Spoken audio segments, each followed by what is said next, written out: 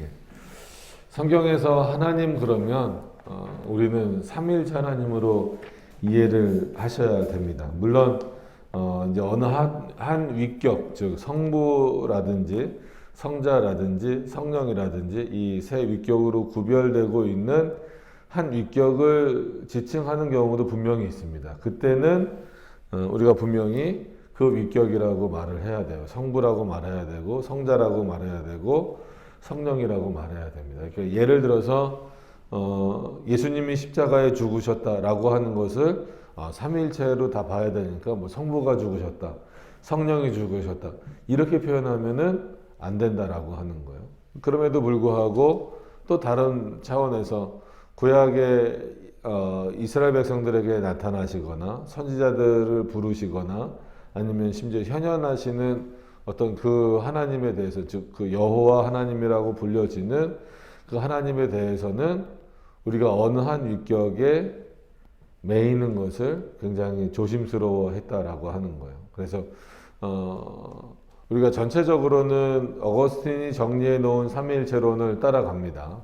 그럼에도 불구하고 또 이제 보편적으로는 또 칼빈이 한 번 더 정리한 그런 또 삼위일체 개념을 따라가고 있기 때문에 약간 그 차이가 예를 들면 이제 그 타락 이후에 숨었잖아요. 아담과 하와가 가죽옷이란다 이제 그 나무로 자기 그 벗은 몸을 가리우고 숨었잖아요. 숨었을 때 그 아담을 부르셨던 하나님이 누구시냐라고 했을 때 어거스틴은 삼위일체 하나님입니다. 한 위격으로 돌릴 수 없는 분리되지 않는 삼위일체 하나님이 그 아담을 부르셨다 이렇게 표현을 하고 있지만 칼빈 같은 경우는 오히려 그 부분에 있어서 전체적으로는 전부 다 어거스틴의 의견을 따라가고 있지만 부르신 분은 그러니까 에덴 동산에서 부르신 분은 성자 예수 그리스도시다 이렇게 표현을 하고 있죠. 그러니까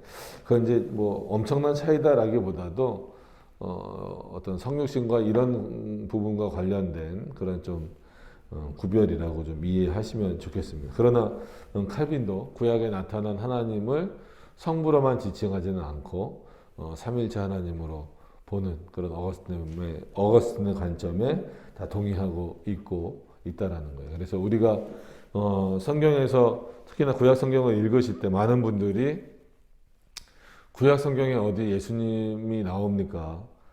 라고 많이들 표현을 해요. 그래서 성령에 대해서는 그래도 뭐 하나님의 영, 또 그의 영, 뭐 이런 표현들이 있기 때문에 성령의 존재를 인정을 하고 있지만 마치 그리스도는 구약 시대에 없었던 것처럼 역사하지 계셨더라도 역사하시지 않은 것처럼 이해되는 경우들이 종종 있습니다. 그러나 우리가 삼위일체 하나님의 외부로의 사역은 나누지 않는다라는 어떤 이런 기초적인 그 진리의 내용을 확인하고 있을 때에 비등 그만 털고 확인하고 있을 때에 구약에서 말씀하고 있는 여호와 하나님은 삼위일체 하나님으로 그래서 성부로 말할 수도 있고 성자로 말할 수도 있고 성령으로 말할 수도 있습니다. 그러나 왜 그렇게 구별하기가 어렵고 함부로 구별해서는 안 되냐면 그러니까 어느 한 위격으로 확 돌려서는 안 되냐면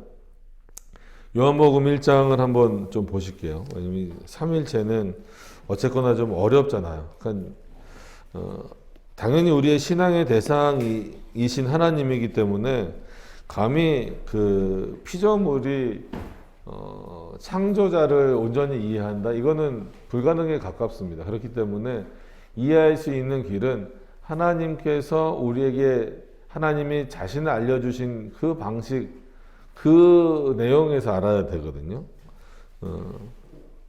자, 뭐 굉장히 요한복음 1장이 우리에게 뭐 은혜로 받으면 은혜로 받을 수 있는 내용이지만 이해하기가 그렇게 만만한 본문은 아닙니다. 아주 잘 이해하셔야 되는데 뭐 그거를 지금 자세하게 설명드릴 수는 없지만 한번 말씀을 드리면 요한복음 1장 1절부터 제가 좀 볼게요. 태초에 말씀이 계시니라. 이 말씀이 하나님과 함께 계셨으니 이 말씀은 곧 하나님이시니라. 그죠? 이것도 언뜻 이해가 될 것 같으면서도 잘 안 되죠. 말씀이 계셨다. 그래서 마치 하나님과 다르게 있는 것 같은데 그 말씀이 곧 누구라는 거예요? 하나님이시라는 거예요. 뭐 이거를 지금 다 설명드릴 수는 없지만 이런 어떤 그 구조를 가지고 있어요. 삼위일체 하나님이. 그가 태초에 하나님과 함께 계셨고 분명히 1절에서는 말씀이 곧 하나님이시라고 했으면서 2절에서 다시 그가 태초에 하나님과 함께 계셨고 만물이 또 구별되는 것처럼 보이잖아요. 2절에. 그리고 3절에 만물이 그로 말미암아 지은 바 되었으니. 그럼 우리는 보통 창조는 누구에게 돌립니까? 성부 하나님에게 돌리잖아요. 근데 요한복음은 다 아시는 것처럼 누구를 지금 뭐 말하고 있어요. 예수 그리스도를 말하고 있는 거예요. 성자를 말하고 있단 말이에요. 그럼 만물이 그로 말미암아 지은 바 되었으니라고 했을 때 물론 성부로서도 표현할 수 있지만 오늘 요한복음의 문맥으로 놓고 보면 누구를 통해 지음 받았다라는 거예요. 성자를 통해 예수 그리스도를 통해 지음 받았다라고 성경에서 말하고 있는 거예요. 요한복음에서. 그러니까 이런 구조가 잘못됐다라는 겁니다. 창조는 성부의 사역, 구원은 성자의 사역, 그 구원을 적용하는 것은 성령의 사역. 이렇게 나눠버리면 안 된다는 거예요. 그래서 너무나 일반적으로 창조는 누가 하셨죠? 그럼 성부 하나님이 하셨어요. 이게 어린아이 때부터 그냥 배우는 거예요. 아니라는 거예요. 창조는 이런 어떤 말씀의 근거에서 보면 오늘 본문으로 보면 창조는 누가 하신 겁니까? 예수 그리스도가 하신 거죠. 그럼 예수 그리스도만이라고 말할 수 없잖아요. 성부도 창조주 하나님이시니까. 그럼 성령은 어디 놀러 가셨어요? 아니란 말이에요. 성령도 창조주 하나님이에요. 그래서 이 세상의 창조는 삼위일체 하나님이 창조하셨다라고 말하는 거예요. 그래서 성부도 창조주 하나님이시고 성자도 즉 예수 그리스도도 창조주 하나님이시고 성령도 창조주 하나님이시다. 그러나 세 하나님이 창조하신 것이 아니라 한 분 하나님이 창조하셨다. 이게 그 중요한 내용이거든요. 근데 이걸 자꾸 잊어버려서 우리가 그리스도 그렇게 외치면서 그리스도는 그냥 우리 구원과만 관련된 분으로 자꾸 범위를 좁히는데 그러지 않아요. 여기서 3절에 보세요. 만물이 그로 말미암아 지은 바 되었으니 지은 것이 하나도 그가 없이는 된 것이 없느니라. 그러니까 아담도 누구를 통해서 지음 받은 거예요? 예수 그리스도를 통해서 지음 받았고 누구를 통해서 구원 받을 수밖에 없는 거예요? 예수 그리스도를 통해서 구원 받을 수밖에 없는 거예요. 그런데 사람들은 단순히 문자적으로 없다고 구약에 예수님이 어딨냐고 자꾸 그래요. 나오지도 않았는데. 그게 언어의 한계에 빠져버린 인간의 전형적인 모습이죠. 자, 그 이후에도 중요한 내용들이지만 그래서 저희가 예전에 요한복음을 한번 전체적으로 봤어요. 근데 언젠가 다시 한 번 더 볼 때 조금 더 요한복음 특히 1장을 잘 이해하지 않으면 삼위일체가 전체적으로 흔들릴 수 있습니다. 그래서 그런 부분들을 잘 이해하시면서 이런 하나님, 그래서 우리가 하나님 했을 때에는 기본적으로 삼위일체 개념을 갖고 계셔야 돼요. 그 사고를 갖고 계셔야 돼요. 그래서 우리가 기도할 때, 예를 들어서 기도할 때도 왠지 하나님만 부르면은 예수님이나 성령님이 좀 서운해 하실 것 같아. 실제로 그렇게 생각하는 분들이 있어요. 그래서 하나님도 한번 부르고 예수님도 부르고 성령님도 부르고 그런 분들이 있는데 그렇지 않습니다. 우리가 하나님을 부를 때에도 그건 삼위일체 하나님이에요. 예수 그리스도를 말할 때도 물론 그건 그때는 예수 그리스도를 지칭하는 거겠지만 그 예수 그리스도는 나머지 두 위격과 분리되지 않는다라는 것. 우리가 성령 하나님의 도우심을 구합니다라고 기도할 때도 마찬가지로 성부 성자가 배제된 하나님이 아니다라는 것을 기억을 하셨으면 좋겠습니다. 그래서 우리가 하나님이다라고 했을 때에는 성부만 말하는 것이 아니고 삼위일체 하나님이다라고 하는 것을 기억하셨으면 좋겠습니다. 왜냐하면 그러지 않으면 속성을 다룰 때도 하나님의 속성 그러면 성부 하나님의 속성처럼 이해를 해요. 그래서 성부 하나님은 전능하시고 무한하시고 창조주니까 전능하시고 무한하시고 이런 분이니까 당연히 그렇지. 근데 성자도 똑같이 이런 속성을 갖고 계실까? 성령도 이런 속성을 갖고 계실까? 이렇게 생각하는 경우가 많습니다. 그래서 역사 가운데도 역사상에서도 그런 경우가 많았기 때문에 성부와 성자는 유사 본질, 좀 비슷한 본질이 아니라 동일 본질이시다라고 하는 것을 꼭 기억을 하셔야 돼요. 삼위일체 하나님은 동일이 뭔지 아시죠? 같다라는 거예요. 동일 본질이시다. 성부와 성자가, 또 성부와 성령이, 그리고 성자와 성령이 어떻게 표현하든지 간에 새 위격은, 즉 새 위격은 동일하시다. 모든 면에 있어서, 모든 부분에 있어서. 그래서 우리의 예배의 대상은 누굽니까? 삼위일체 하나님이에요. 이것을 생각하시면서 성부도 예배의 대상입니다. 성자도 예배의 대상입니다. 성령도 예배의 대상입니다. 찬양의 대상도 마찬가지고 기도의 대상도 그럼 누구예요? 삼위일체 하나님이라고 했을 때에는 성부도 우리의 기도를 들으시는 분이고 성자도 우리의 기도를 들으시는 분이고, 근데 계속 혼란을 겪는 게 예수 그리스도의 이름으로 기도합니다 이 표현이 있다 보니까 성부는 기도를 들으시는 분이고 성자는 우리가 드려지는 기도를 마치 성부로 보내는 통로처럼 생각을 하고, 성령은 우리가 드린 기도를 사단에게 뺏기지 않고 하나님께 마치게 우편 배달부처럼 전달하는 것처럼 이해를 하는 경우가 많아요. 그렇지 않습니다. 절대 그렇게 생각하시면 안 됩니다. 왜냐하면 우리가 한 기도는 사단이 뺏어갈 수 없어요. 하나님이 그렇게 능력이 없는 분이 아니라는 거예요. 분명히 기억하셔야 됩니다. 그래서 기도의 대상도 삼위일체 하나님이세요. 우리가 그럼 예수님의 이름으로 기도합니다라고 했을 때 그 예수 그리스도는 어떤 그리스도라고 불러요? 어떤 그리스도를 또 오해하시면 안 됩니다. 중보자 그리스도예요. 그렇기 때문에 성자도 우리의 기도를 들으시는 분이고 성령도 우리의 기도를 들으시는 분이다. 성부만이 아니라. 이게 왜 이런 말씀을 드리냐면 속성 부분에서 다 똑같아요. 하나님이 전능하시다 했을 때에는 당연히 예수님도 전능하신 것이고 성령도 전능하시다. 그럼 왠지 성부가 제일 전능하고 성자나 성령은 그 성부 하나님보다는 조금 덜 전능할 것처럼 생각을 한다는 거죠. 그렇지 않습니다. 또 동일하다는 거예요.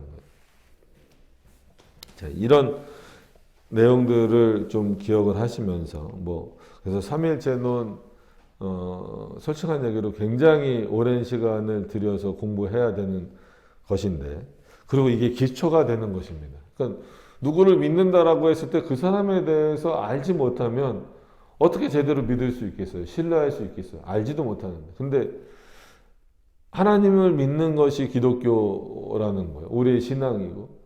근데 우리가 믿는 대상인 하나님이 어떤 분이신지 모르고 믿는다면 그거야말로 그거는 맹목적인 믿음인 거죠.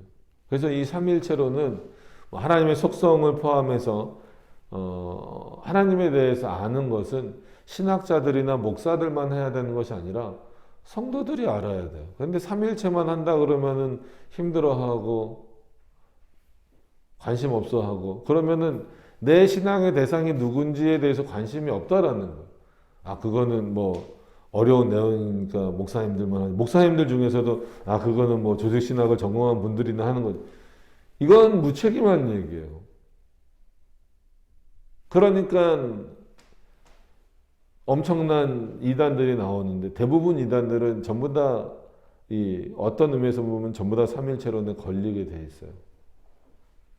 그래서 삼위일체론은 여러분들이 좀 표현이 그럴지 몰라도 목숨 걸고 배우셔야 돼요. 이건 이해의 문제는 아닙니다, 물론.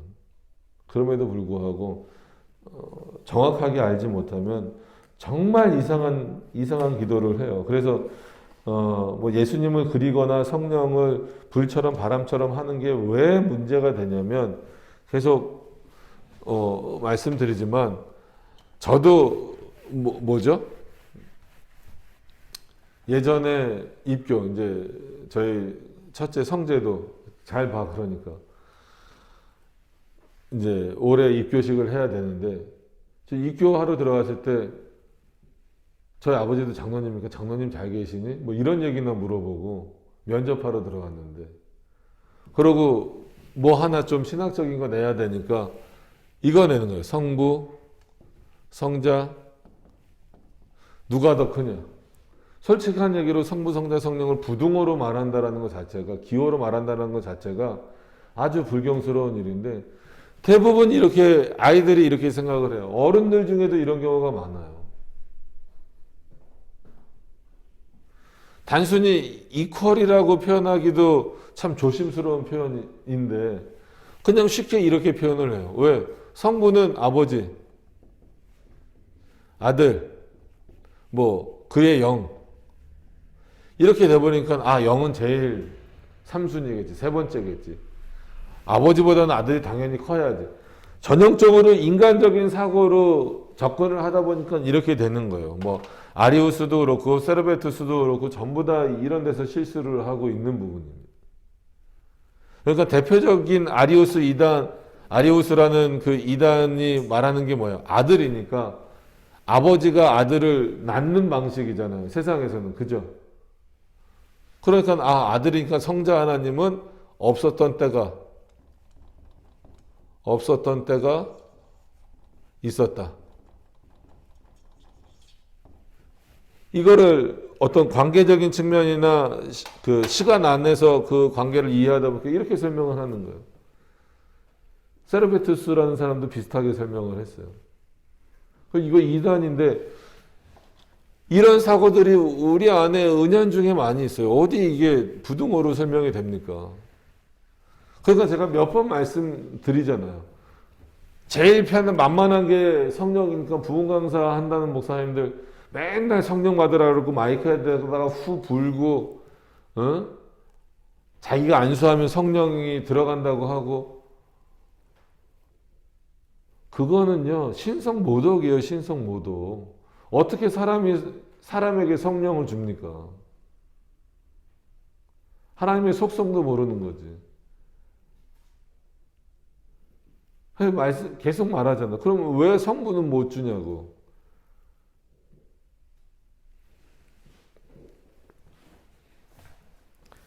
그런 어떤 문제들이 왜 생길 것 같아요? 목사라고 하는 사람들도 왜 그런 문제를 일으키는 것 같아요? 그래서 성도들은 오죽하겠어요. 모르니까 그래요. 그거는 자기가 믿는 하나님이 누군지 모르는 거예요. 그건 무책임한 거죠. 그건 맹목적인 거죠. 자, 오늘 1절만 보기로 했으니까 1절 내용으로 들어가서 보도록 하겠습니다. 살아계시고 참되신 하나님은 오직 한 분만 계시다. 맞아요. 우리는 유일신 사상입니다. 그죠? 이해가 되든 안 되든 차라리 외우세요. 한 본질 속에 세 위격이 계신다. 그거는 세 분이 아니라 세 위격으로 구별은 되지만 한 분이시다. 세 분이 아니고. 그 삼위일체 이제 3절 그 부분 나올 때 한 번 더 하겠습니다. 일단은 반드시 알고 계셔야 되는 게 살아계시고 참되신 하나님은 오직 한 분만 계시다. 더 나아가서 이거를 깊이 있게 해석하면 신은 누구밖에 없다? 하나님 외에는 없다라는 거예요. 여러 신들 중에 제일 위대하다라는 게 아니에요. 신은 누구밖에 없다? 하나님뿐이시다라는 거예요. 그래서 우리는 다른 신적인 존재들은 있죠. 예를 들어서 천사라든지 사단이라든지 이런 존재들은 있지만 영적인 존재, 신적인 존재, 신이라고 부를 수 있는 존재는 아무도 없습니다. 그래서 우리가 다른 종교와 뭘 함께 할 수 없고 다른 종교를 인정할 수 없는 게 기독교는 배타적인 성격을 가질 수밖에 없는 것 자체가 다른 신은 없어요. 근데 다른 신을 섬기는 자들과 뭘 같이 하시겠어요? 근데 지금 시대는 다른 신을 섬기는 자들과도 뭘 같이 하자는 거예요. 그게 정치적인 것이 됐든 문화적인 것이 됐든 그냥 참 안타까운 거죠. 목숨을 걸고 싸워야 될 것은 다 제껴놔버리고 엉뚱한 거에 목숨을 거는데 그 엉뚱한 게 솔직히 뭐냐면 우리가 먹고 마시고 즐거운 거예요. 아이들을 위해서 기도할 때도 우리 아이가 공부 잘해서 세상에서 잘 되고 잘 먹고 잘 살기를 바랍니다라고 기도하는 부모들이 아마 99%예요. 근데 우리 아이가 하나님에 대해서 제대로 알게 해 주셔서 그 하나님을 아는 것만으로 만족하고 그 하나님을 알기 때문에 세상을 쫓아가지 않는 아이가 되게 해달라고 기도하는 부모는 글쎄요. 1%? 1%가 뭐예요? 0.1%나 될까? 싶어요. 걱정스러운 일입니다. 자, 더 나아가서 보시면 그는 존재와 완전성에서 무한하시고, 그러니까 하나님이 존재하시는 데 있어서 무한하시다. 그러니까 시작도 끝도 없는 분이에요. 하나님의 존재의 시작이 어디냐, 그 근원이 뭐냐 찾을 수 없어요. 그 완전성, 그 모든 속성의 완전성에 있어서도 무한하시다라는 거예요. 무한하시다라는 것은 우리가 측량할 수 없다라는 거예요. 확인할 수 없다라는 거예요. 확인이 되지 않는 겁니다. 아주 작은 세계에 들어가도 안 되고 아주 큰 곳으로 가도 안 되는 거예요. 가장 순결한 영으로서 볼 수 없다라는 거예요. 이제 볼 수 있는 하나님으로서 예수 그리스도가 이 땅에 오셨긴 했지만, 오셨다가 부활하시고 승천하시긴 했지만, 그때도 성자 하나님의 영을 보는 건 아니란 말이에요. 육신을 봤던 거죠. 육신적인 그 실체를 본 거지, 영으로는 볼 수가 없어요. 신성은 못 본다라는 겁니다. 그래서 모세랑도 만나러 오시고, 또 현현에서 오셨을 때에도 이 영의 실체를 보는 차원은 아니라고 하는 것을 우리가 분명히 기억을 하셔야 돼요. 그래서 하나님은 볼 수 없는 분이다. 근데 자꾸 봤대요. 걱정스럽죠. 정말 걱정스러워요. 한국 기독교가, 여러분 그거 아세요? 코로나 이후로, 코로나 전에는 막 우겼잖아요. 우리가 그 전에도 엄청 줄고 있었어요. 그래서 1200만 명이라고, 우리나라 인구가 한 5천만 명 되잖아요. 그래서 기독교 인구가 4분의 1이라고 막 우겼어요. 억지로라도 막 우겼어요. 근데 솔직히 코로나 이후에 냉정하게, 이것도 냉정한 건 아니지만 통계를 보면 600만 명으로 줄었대요. 그럼 반이 줄은 거예요. 근데 솔직히 조금 더 냉정해져야죠. 그죠? 여러분들이 생각해도 그렇지 않아요? 조금 더 냉정해지면 얼마나 될 것 같아요? 글쎄요. 300~400만 명 넘기기 힘들 것 같다는 생각이 들어요. 단순히 인원수가 줄어들어서가 아니라 이런 코로나나 이런 어떤 위기를 겪었을 때 참 신앙의 모습이 나타나는 것도 있지만, 그러면 1200만 명이나 됐었을 때에 교회가 어떻게 교육하고 어떻게 가르쳤고 어떻게 신앙생활 하도록 했길래 이런 팬데믹 상황에서 성도들이 버티지 못하게 했느냐라고 하는 거예요. 그리고 결과적으로 물론 어떤 면에서는 하나님이 이렇게 세상을 뒤집어 놓으셔서 좀 성도들을 구별하시는 일이 있기는 했지만, 한편으로 놓고 보면 견디지 못한 모습을 통하여서 참 교회가 많이 회개해야 됩니다. 뭘 가르쳤는가요? 하나님이 누구신가만 올바로 가르쳤어도 그 하나님을 떠나지 않을 거예요. 그렇게 하나님 음성 듣겠다, 하나님 바라보겠다 했던 사람들 다 떠나고 없잖아요. 오늘 예배 얘기를 하는 건 아니지만, 예배도 지금은 이제 예를 들어서 진짜 엔데믹이 된 거잖아요. 코로나도 이제 1급 전염병이 아니라 2급 전염병으로 낮아졌잖아요. 그러면은 마스크를 써야 되는 불편함은 있지만 전염의 문제는 확연하게 떨어졌기 때문에 개인 위생을 잘하면 안 걸릴 수 있는 어떤 상황이 됐잖아요.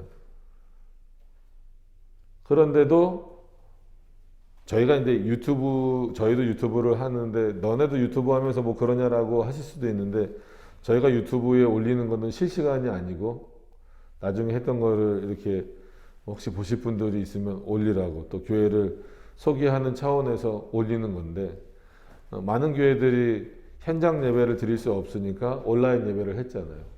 그거 자체를 비판하고 싶은 마음은 없는데, 문제는 이제 뭐 엔데믹이라 그래서 이런 코로나 상황이 거의 이제 끝나가고 내일부터는 실외에서도 마스크를 벗을 수 있는 상황이 됐으면 당연히 교회에 올 수 있습니까? 없습니까?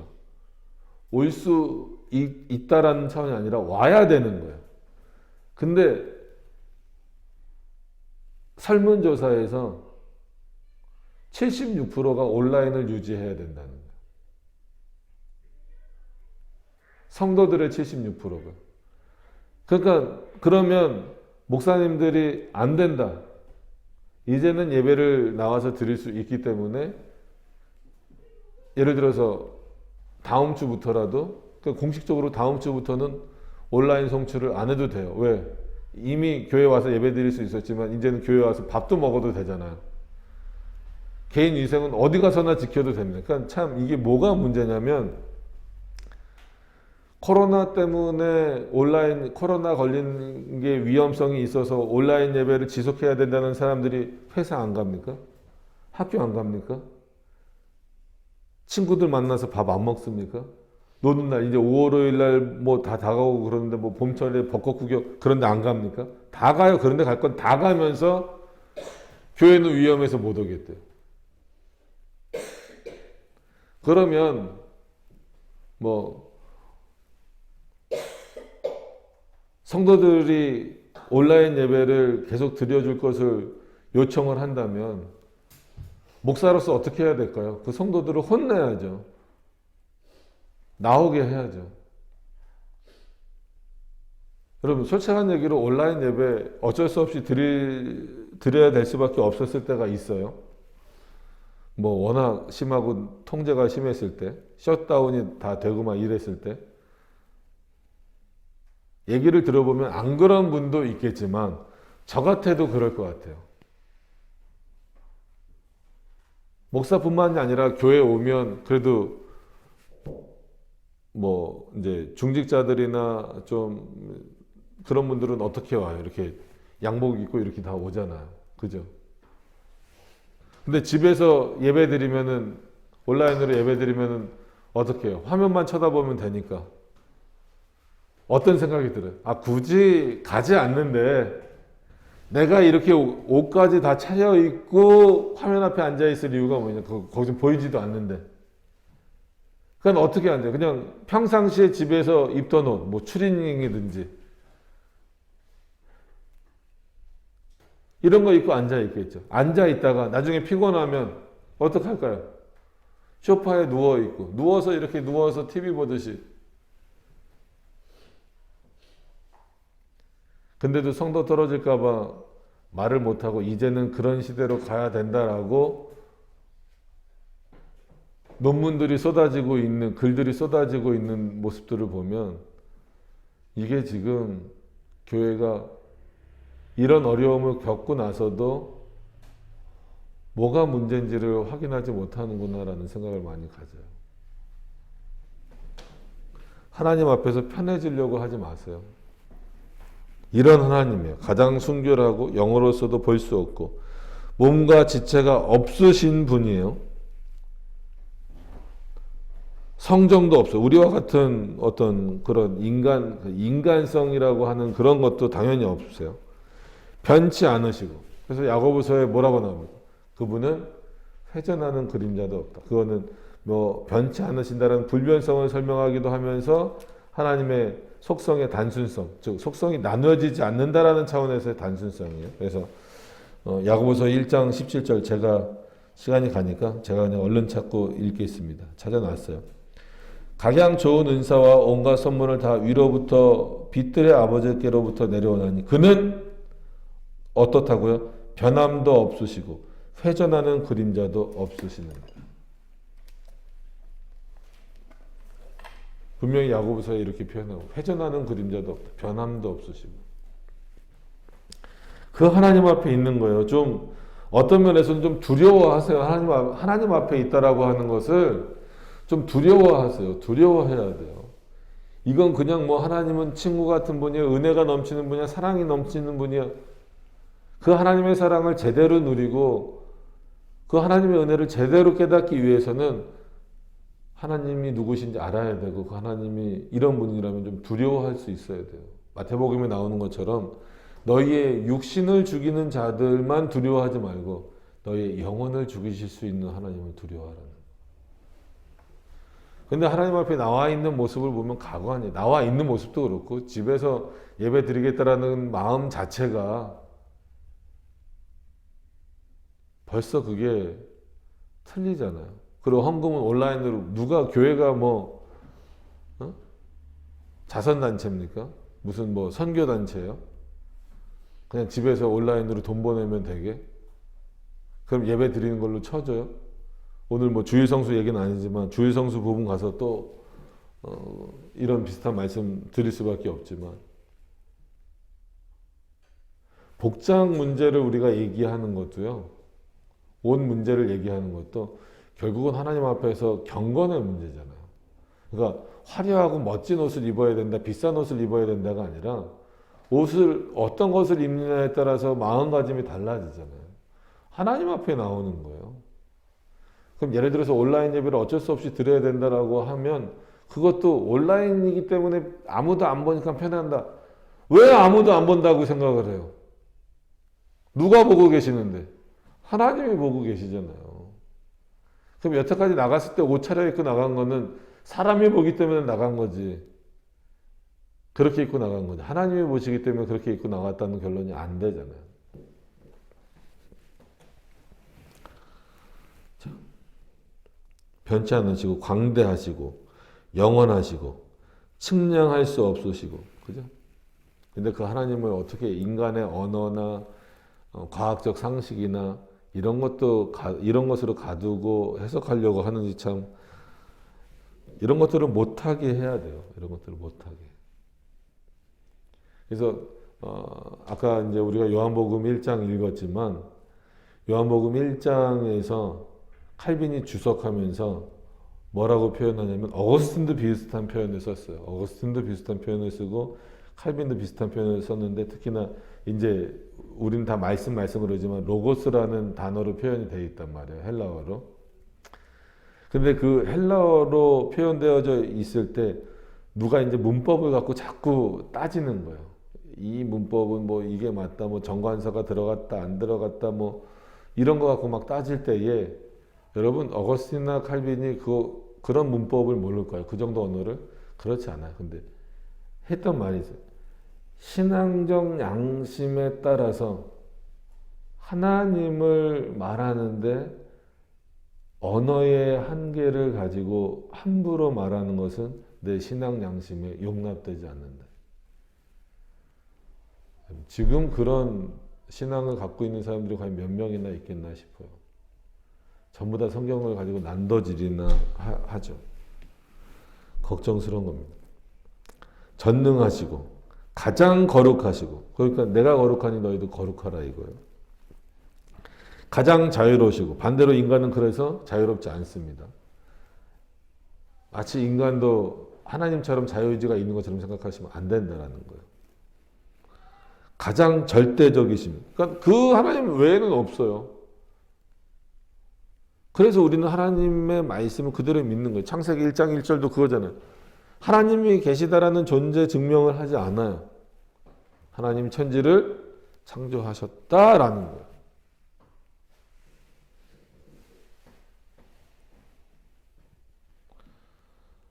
그는 모든 일을 자신의 변함없으시고 하나님의 뜻이 변하면 됩니까? 안 됩니까? 안 돼요.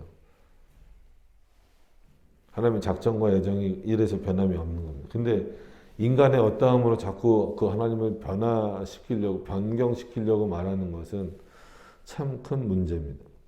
그 모든 일을 자신의 변함없으시고 가장 의로운 뜻의 계획을 따라 시행하시되 자신의 영광을 위하여 하신다라는 모든 것이 하나님의 영광. 자신의 가장 의로운 뜻의 계획, 결정, 의논에 따라 행하시되 자신의 영광을 위하여 하신다. 그는 가장 사랑이 많으시고, 그러니까 이게 여기서도 예정론이 전부 다 포함된 거죠. 삼일체론도 다 포함된 겁니다. 이거를 뭐 이 시간에 일일이 다 설명하면 좋겠지만 그러긴 어려운 상황이어서, 그는 가장 사랑이 많으시고 은혜로우시며 긍휼이 많으시고 오래 참으시며, 하나하나가 다 중요하죠. 사랑이 많다.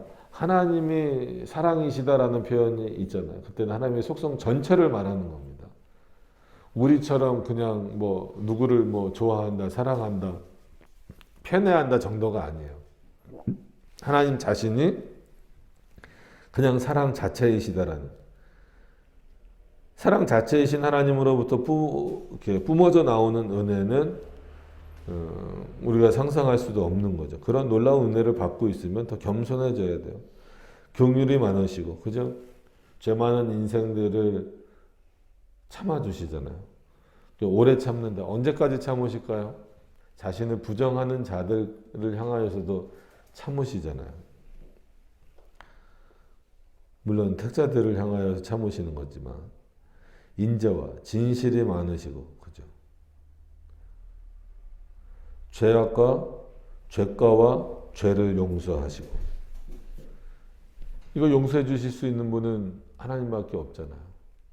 예수 그리스도를 통하여 대속하게 하시고, 우리의 원죄와 자범죄를 용서하시고, 죄책을 물으시더라도 죽이기 위해서 물으시는 것이 아니라 정당하게 그것을 물으셔서 우리로 하여금 오히려 더 하나님의 뜻 안으로 올바로 서게 하시기 위한 징벌이고 형벌이다라고 하는 거예요. 그래서 그리스도인들이 받는 형벌은 그런 차원에서 축복이에요. 반드시 기억하셔야 됩니다. 아이들을 교육할 때도 우리가 훈계하잖아요. 왜 훈계합니까? 남의 애들은 어떻게 하든 신경 안 써요. 내 애니까, 내 자녀니까 잘 되라고 훈계하는 것처럼, 훈계 받을 때 좋은 사람이 어디 있어요? 기분 좋은 아이들이 어디 있겠어요? 마찬가지예요. 하나님 앞에서도 우리가 하나님의 뜻대로 살지 못할 때, 여러분 세상 사람들은 더 하나님의 뜻대로 안 살잖아요. 내버려 두시잖아요. 얼마나 그게 비참한 건지를 왜 몰라요. 근데 우리는 하나님의 뜻대로 살지 않을 때, 택함 받은 자들이 하나님의 뜻대로 살지 않을 때 하나님이 우리에게 형벌을 내리시고 징계하시잖아요. 징책하시잖아요. 그 죄에 대한 책임을 물으시려고 하잖아요. 오히려 감사하셔야죠. 그렇게 때리셔서, 자신의 백성이니까 때리시는 거예요. 그가 우리의 아버지니까 때리시는 거예요. 죽으라고 때리는 게 아니라는 거죠. 올바른 선한 길로 돌아오라고 때리는 거예요. 기쁨으로 맞으세요. 참 말이 안 되는 표현 같지만 기쁨으로 맞으세요. 근데 기쁨으로 맞으려고 안 해요. 그죠? 저부터도 그럴 수 있지만, 저부터도 그렇고 기쁨으로 맞으려고 안 해요. 자기가 마치 진짜 선한 것처럼 하나님 앞에 너무 교만해요. 하나님만이 선하신 거예요.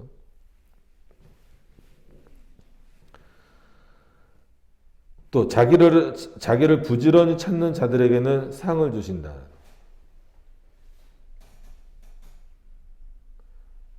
하나님이 주시는 상이 뭘까요? 하나님에 대해서 아는 것이, 하나님을 아는 지식이 충만하게 쌓여 있는 것. 물론 다른 것들도 상이죠. 진짜 눈에 보이는 뭐 건강한 것, 육체적인 것, 또 물질적인 것, 이런 상도 얼마든지 주실 수 있어요. 그러나 그런 상과는 비교될 수 없는 것 자체가 뭐예요? 하나님이 나의 하나님이 되셨다라는 것을 믿는 거예요. 그걸 믿게 하시는 거예요. 그래서 자기를 부지런히, 즉 하나님을 부지런히 찾게 하시는 분도 누구예요?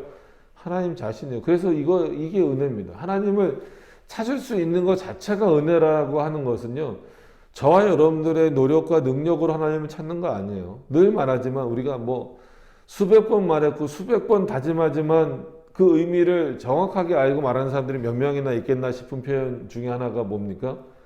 오늘도 이 자리에 나온 거는 누구의 은혜라고요? 하나님의 은혜. 하나님이 여러분들을 인도하신 거예요. 목사이기 때문에 제가 여기 서 있는 게 아니고, 여러분들이 그냥 성도이기 때문에 여기 서 있는 게 아니에요. 매주 매 순간마다 하나님이 인도하시는 거예요. 내 힘으로 왔다라고 생각하지 마세요. 물론 내 힘으로 왔겠죠. 저도 제 힘으로 설교 준비했다라고 말할 수 있어요. 그러면 누가 하도록 하시는 거예요? 하나님이 하도록 하시는 거예요. 인간은 아무것도 할 수 없습니다. 근데 이게 싫어요. 내가 뭘 좀 해서 하나님 앞에 받는 거라고 생각을 해야 되는데 인간은 아무것도 할 수 없다. 그럼 난 기도도 못하면 맞아요. 기도도요. 우리가 하는 거 아니에요. 찬양도 우리가 하는 거 아니에요. 예배도 우리가 하는 거 아니에요. 그렇기 때문에 우리가 기쁘고 즐거운 대로 해서는 된다 안 된다 안 된다는 거예요. 자기를 찾는 자라 그랬어요. 어떻게 찾아야 돼요? 올바로 찾아야죠. 뭐가 있어야 올바로 찾습니까? 그에 대한 지식이 있어야 올바로 찾아요. 다른 사람 집에 갈 때도 주소를 정확히 알아요. 요즘엔 내비게이션이 보편화되어 있으니까 아무리 좋은 성능이 좋은 내비게이션이라고 하더라도 주소 한 글자만 잘못 쳐보세요. 그 집 가나. 다른 데로 가죠. 요즘 워낙 우리나라는 뭐 택배 문화가 아주 발달된 곳이잖아요. 택배 문화가 발달된 만큼 잘못 전달되는 경우도 많죠. 왜 그럴까요? 시스템이 잘못돼서? 아니에요. 잘못 적어서 그런 거예요. 그거 하나 틀렸는데.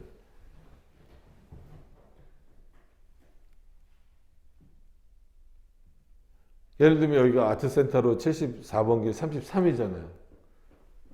34로 적으면 어떻게 될까? 그거 하나 틀렸는데.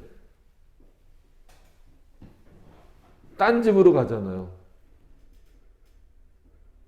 세상에선 그렇다라는 걸 알면서 왜 하나님 앞에서 요 정도 좀 틀렸는데 요 정도 좀 모르는데 괜찮지 않냐고 너무 뻔뻔한 것 같아요.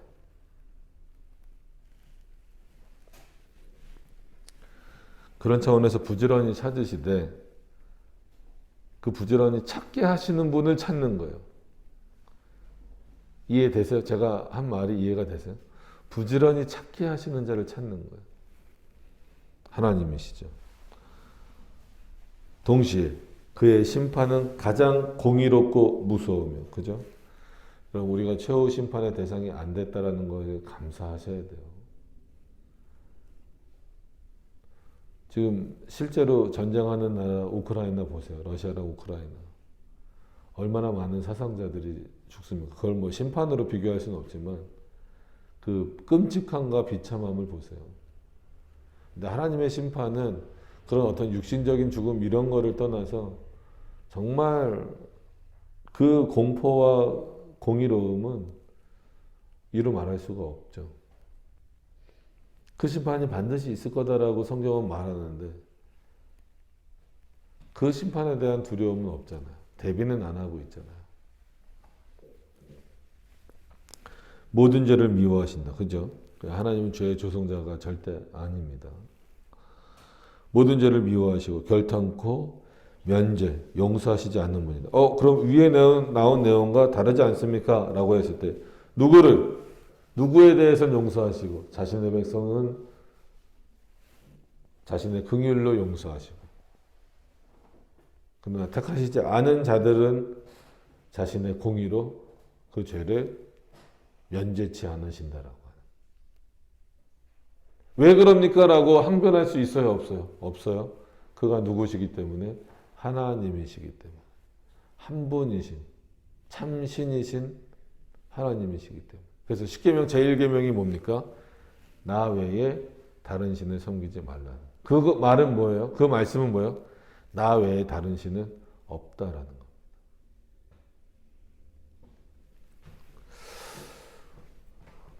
오늘 이렇게 1절을 보면서 속성의 어떤 뭐 하나하나의 깊은 내용을 살펴보는 것도 굉장히 중요하겠지만 이제 뭐 교회의 어떤 그 모임이다 보니까 이렇게 그냥 전체적인 그 의미를 아울러서 보는 수준에서 우리가 멈추고 있는데 그렇게만 보더라도 이런 하나님이에요. 이런 하나님 앞에 우리가 있는 거거든요. 근데 과연 어떤 모습으로 있는가를 한번 좀 돌이켜 보셨으면 좋겠어요. 하나님에 대해서 얼마나 아세요? 아, 나는 잘 몰라요. 부끄러우셔야 돼요, 그러면.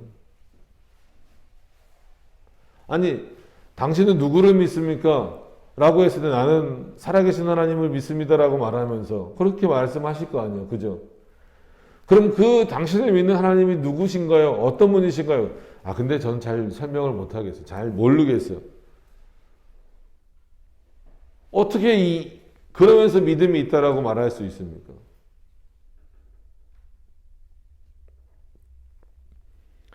그럼 만약에 하나님에 대해서 잘 모른다면 스스로 부끄럽게 여기세요.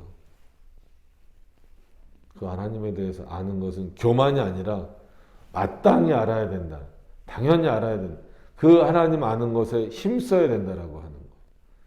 그래서 제가 우리 교회 카페에만 그냥 아주 간단하게 몇 줄 썼어요. 신앙 교육이 우선이다. 요즘에 저도 저희 애들에 대한 교육에 대해서 신경을 많이 쓰면서 저 혼자 내린 결론은 신앙 교육이 우선이다. 그거 안 되면 그리스도인으로서는 아무런 의미가 없다라는 생각이 들어요. 그래서 과연 제 애들이니까 다 목사 애들들일 거 아닙니까? 아들들. 과연 얘네들이 얼마만큼 하나님에 대해서 아는가? 내가 얼마만큼 하나님을 가르쳤는가? 생각해 보니까 한 게 없어요. 제 자신이 너무 부끄러워지는 거예요. 한탄스럽고. 아이들의 모습을 보면서 학교에서 공부를 잘하고 못하고를 떠나서 하나님에 대한 지식들이 솔직히 얘기합니다. 없는 걸 보면서 참 많은 고민을 많이 했어요. 다시금 이런 본문을 웨스트민스터 신앙고백서 내용이지만 이런 내용들을 보면서 뭐가 우선되어져야 될까? 신앙에 있어서도 그렇고 일상 모든 생활에 있어서도 그렇고 하나님에 대해서 가르치지 않는 것은 그는 엄청난 비극적인 결과를 낳게 된다라고 하는 것을 늘 깨닫습니다. 다시 한 번 더 확인합니다. 그리고 여러분들 스스로 하나님에 대해서 알아가셔야 돼요. 모른다면 그건 다시 말씀드리지만 직무유기고 부끄러운 일이에요. 부끄러운 일. 그러면서 하나님이 어떤 분이신지도 알지 못하면서 하나님께 은혜 달라고 그러고 복 달라고 그러고 그거는 참된 신앙이 아니다라고 하는 것을 기억하셔서 이 1절을 통하여서 하나님의 속성과 또 하나님이 누구신가를 더 깊이 확인하셨으면 좋겠습니다. 이제 2절에 그런 어떤 내용들 조금 더 다시 한 번 더 이제 언급하고 있는 부분들이 있습니다. 다음 시간에는 이 2절의 내용을 또 한번 함께 살펴보도록 그렇게 하겠습니다. 자, 기도하고 마치도록 하겠습니다.